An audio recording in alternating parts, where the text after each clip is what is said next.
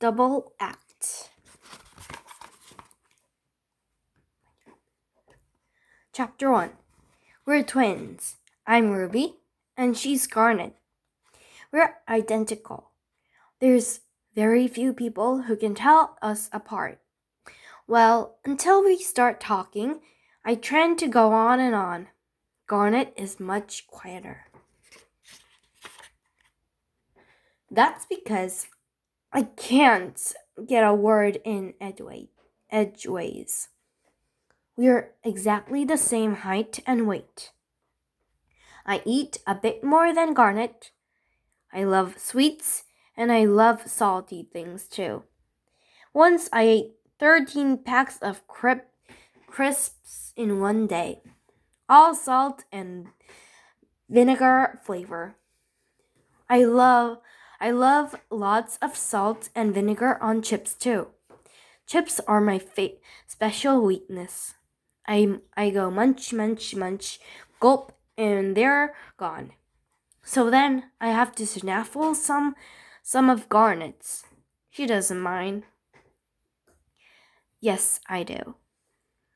I don't yet, Father, because I charge around more. I hate staying still.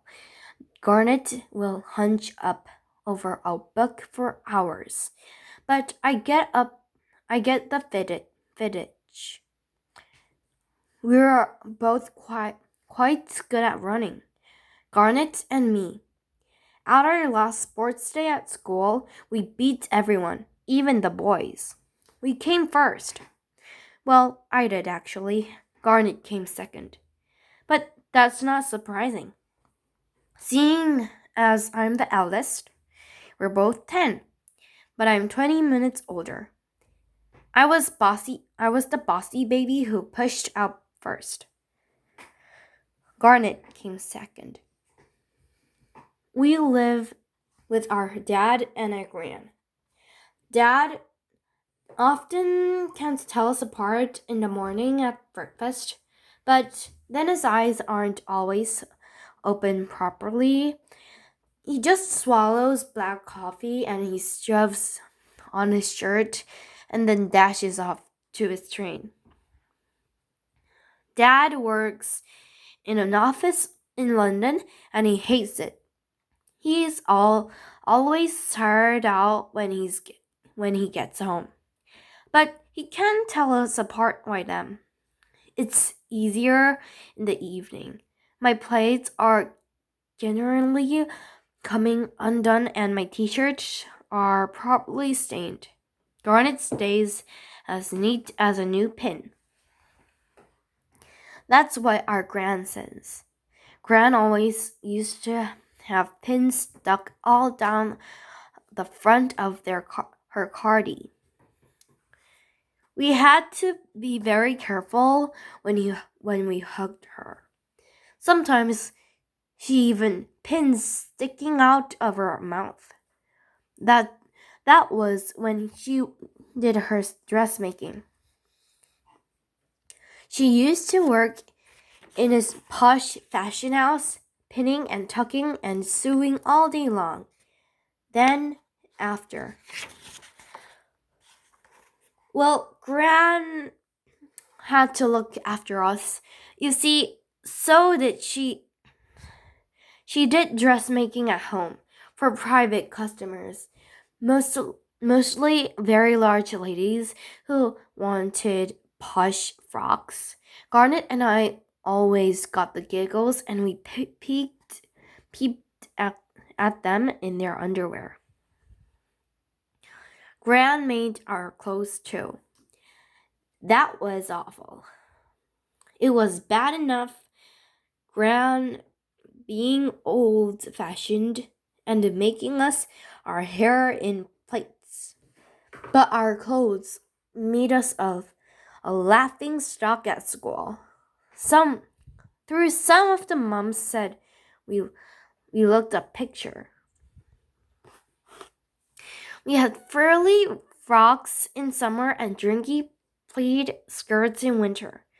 And Gran knitted too. Angela blurs that made us itch, and matching jumpers that cardies for the cold. Twin sets. And a right silly set of twins we looked too. But then Gran's artist got worse. She'd always had funny fingers and a bad hip and a naughty knee.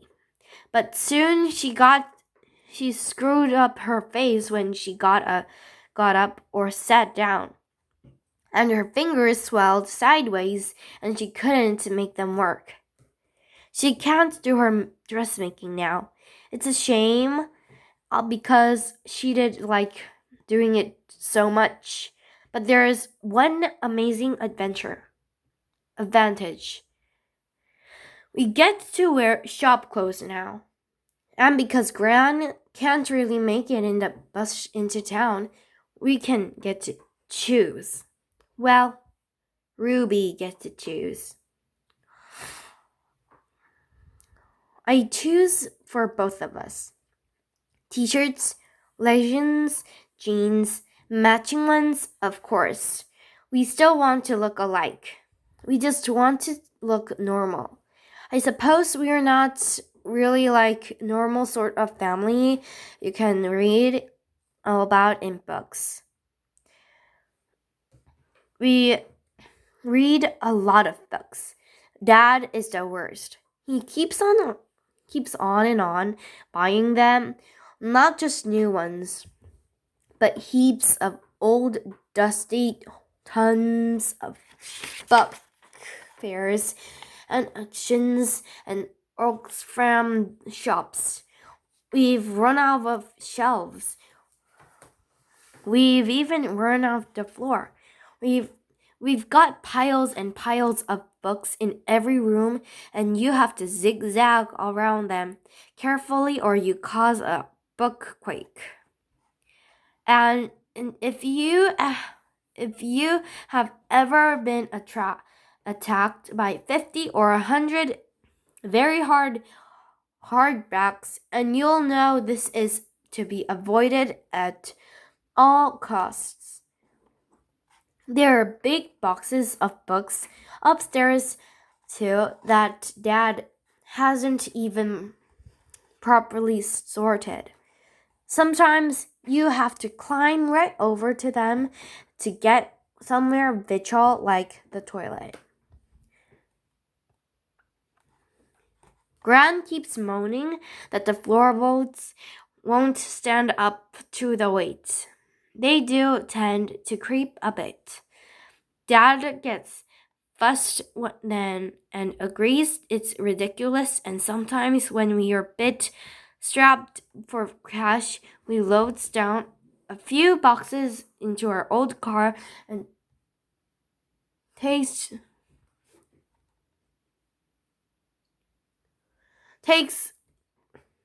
few boxes in takes them to a second-hand bookshop to sell. He does sell them too, but he nearly always comes back with another lot of Baggerings books that he couldn't possibly resist.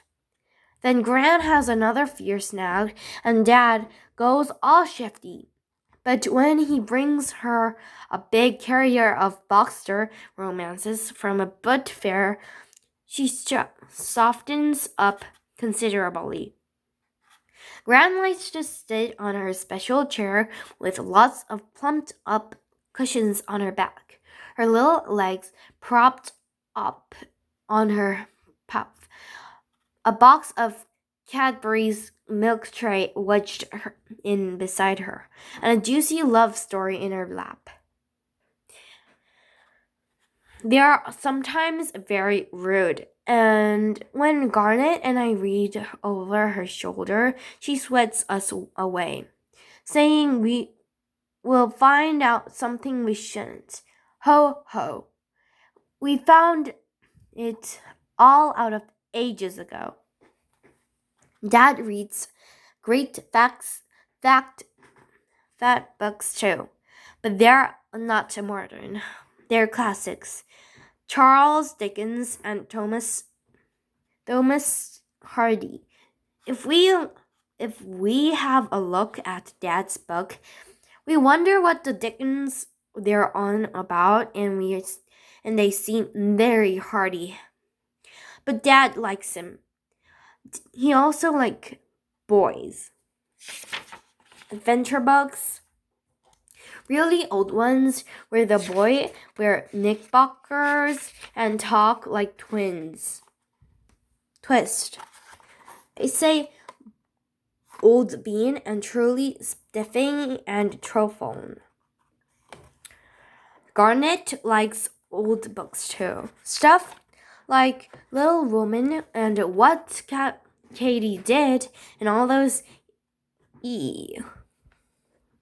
Nesbit books. And she reads twin books too. Books like The Twins at St. Clair's and all the Sweet Valley Twins. I read them too.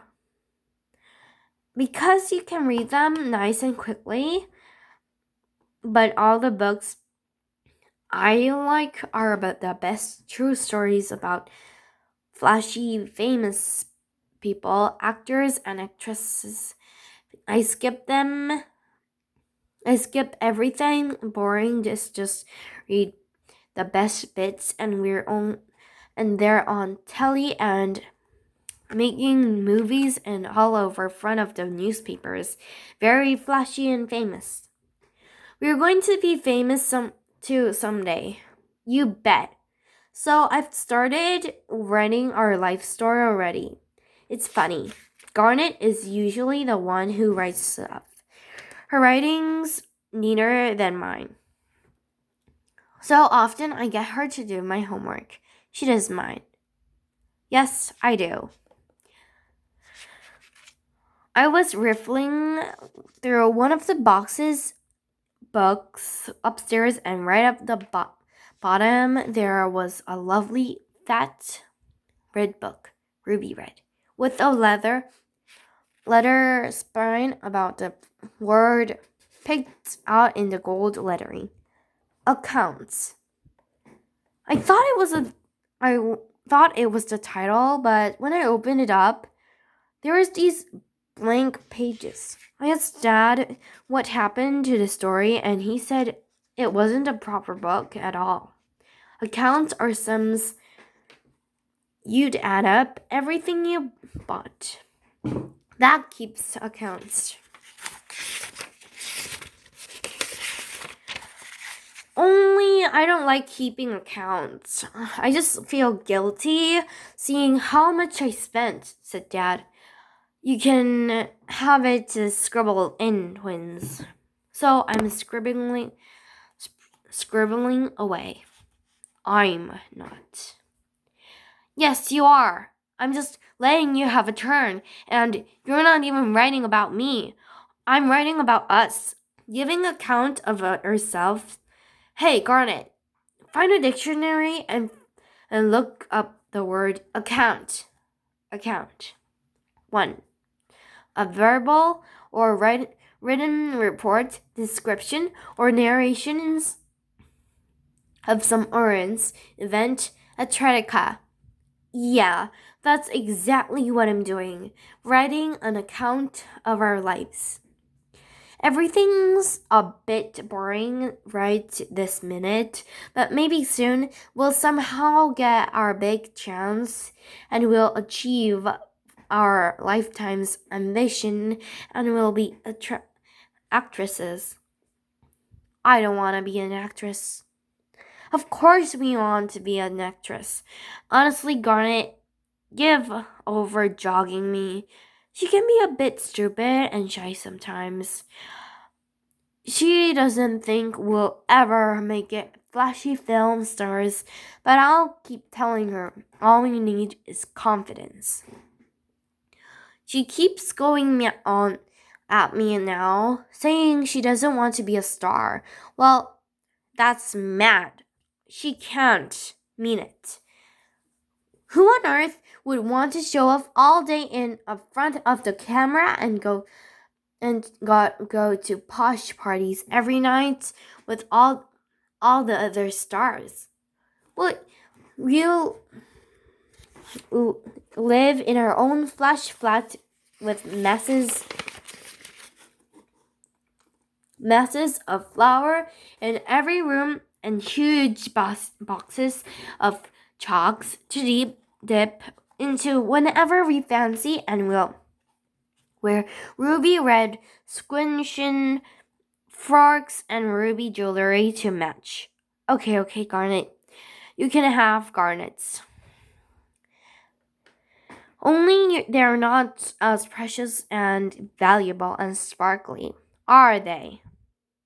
That's not that's not that's not what you wanted to say. Well, what do you want to say then? All right, you can read it your bit now. Go on, here you are. Get cracking. You write about you. I don't know what to put. I'm not used to writing about me. It's always us. I do like writing though. I was a bit annoyed when Ruby bagged this beautiful red book and started scribbling all that stuff. I thought we could probably use it to write down our plays. We've always played these pretend games together.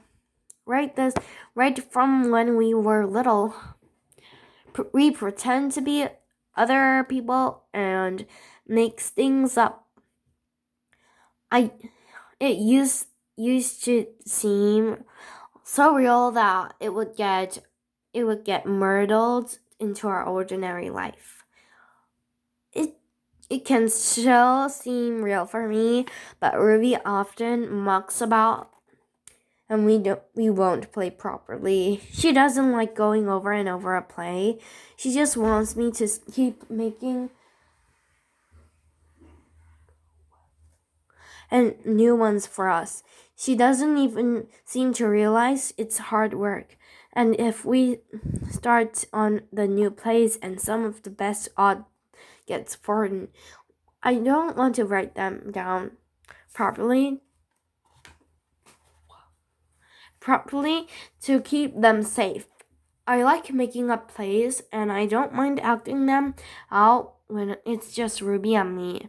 And we're totally private and imagining it so it could also be actually happening. But I can't bear proper acting. Ruby and I were twin sheep in the natively play when we were still infants, and it was one of the most truly awful experiences in my life. But not the most awful, of course. That was when, look, you're not writing about any of that sad stuff. I won't let you. This is me again, Ruby. Garnet's just gone up. All humpy because I happened to scratch all her tiny little bit when I snatched a pen. I asked her nicely first. And it's my turn now.